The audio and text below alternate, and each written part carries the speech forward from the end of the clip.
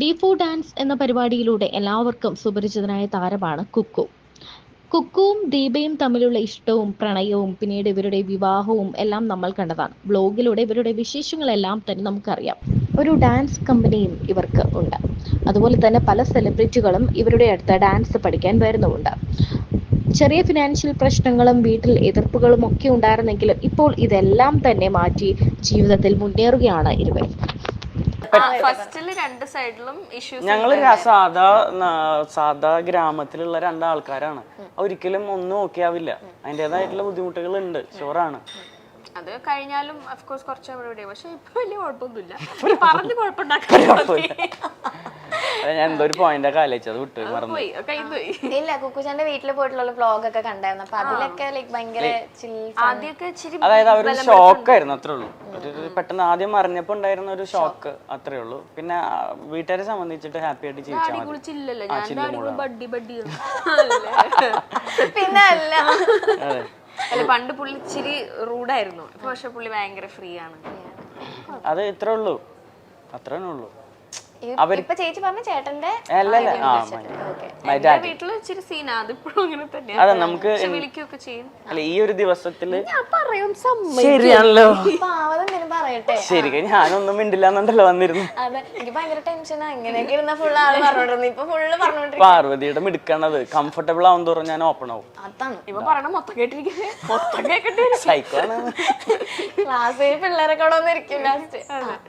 അപ്പൊ ഞാൻ എന്താ പറഞ്ഞത്, വീട്ടില് അത് പണ്ടും തുടക്കത്തില് രണ്ട് സൈഡിലും ഇഷ്യൂസ് ഉണ്ടായിരുന്നു. പിന്നെ ഇവന്റെ വീട്ടിൽ ഓക്കെ ആയി. നമ്മള് വീട്ടിൽ പോരുമ്പോ എല്ലാം ഉണ്ട്. എന്റെ വീട്ടില് അച്ഛൻ ഇച്ചിരി പ്രശ്നമാണ്. അത് ഓഫ് കോഴ്സ് നമ്മൾ നാട്ടുമ്പുറത്തെ ഫാമിലിയിൽ നിന്ന് ഞാൻ ഒറ്റ മോളാണ്.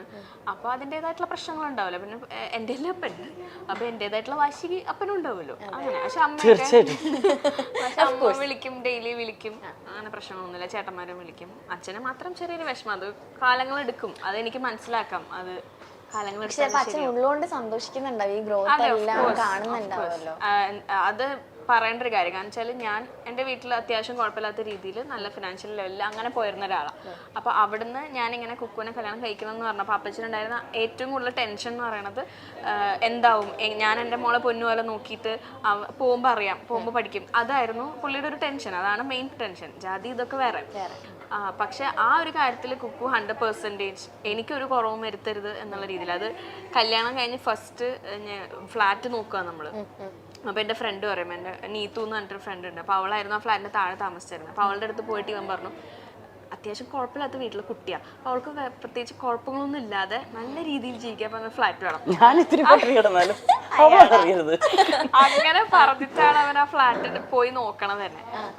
അവിടുന്ന് അങ്ങോട്ട് ഇതുവരെ തന്നെ ഞാൻ അങ്ങനെ ചോദിച്ചു വാങ്ങിക്കാറില്ല ഒന്നും. എനിക്ക് വേണമെന്നുണ്ടെങ്കിൽ ഞാൻ ചിലപ്പോൾ പണിയെടുത്ത് ഞാൻ കാശുണ്ടാക്കി ഞാൻ വാങ്ങിക്കും. ചോദിക്കാറുണ്ടല്ലോ ഉറക്കത്തിന്ന് ഫ്ലാറ്റ്. പക്ഷെ അതിന്റെ എന്തെങ്കിലും നിർബന്ധിച്ചു ഞാൻ അങ്ങനെ നിർബന്ധിക്കുന്നത്. കാരണം എനിക്ക് വേണമെങ്കിൽ ഞാൻ അത് പണിയെടുത്തുണ്ടാക്കും. അങ്ങനെയാണ്. അപ്പോൾ അത് പക്ഷെ അവൻ അത് കണ്ടറിഞ്ഞ് എനിക്ക് എന്താ വേണ്ടതെന്നുള്ളത് അവൻ കണ്ടറിഞ്ഞ് ചെയ്യും. അത് തന്നെ എന്നെ അപ്പൻ എങ്ങനെയാണ് എന്നെ നോക്കിയിരുന്നത് അതേപോലെ തന്നെ നോക്കുന്നുണ്ട്. അപ്പാ ഇത് കേൾക്കുന്നുണ്ടോ? അപ്പന്റെ സൈഡ് നമുക്കത് മനസ്സിലാക്കാവുന്നുള്ളൂ. അല്ല, അപ്പൊ കല്യാണത്തിന് ചേച്ചിയുടെ പേരൻസ് ഉണ്ടായിരുന്നു? അച്ഛനുണ്ടായിരുന്നില്ല. ബാക്കി എല്ലാരും വന്ന് ജസ്റ്റ് അറ്റൻഡ് ചെയ്തു. ഇപ്പോഴും വീട്ടിലോട്ട് കേറാൻ കേറ്റിട്ടില്ല. വീടിന് അങ്ങനെ കാണും.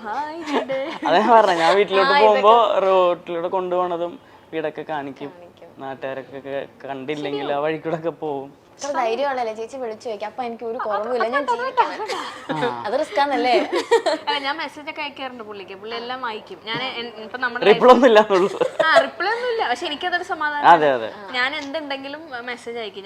ഞങ്ങൾ ഇങ്ങനെ സ്ഥലത്ത് പോവാണ്, ട്രിപ്പായിട്ട് പോവാണ്, അല്ലെങ്കിൽ ഇന്നത് നടന്നു, ഇന്ന ക്ലാസ്സിന്റെ ഇനാഗ്രേഷൻ ആണ്, എല്ലാം ഞാൻ മെസ്സേജ് അയക്കും. പുള്ളി എല്ലാം അയക്കുന്നുണ്ട്. ഞാൻ അയക്കുന്ന വ്ളോഗ്സ് എല്ലാം കാണുന്നുണ്ട്. പക്ഷെ റിപ്ലൈ ഇല്ല, വേണ്ട. പുള്ളി ഹാപ്പി ആണല്ലോ, അത് മതി. കാണുന്നുണ്ടല്ലോ, അത് മതി.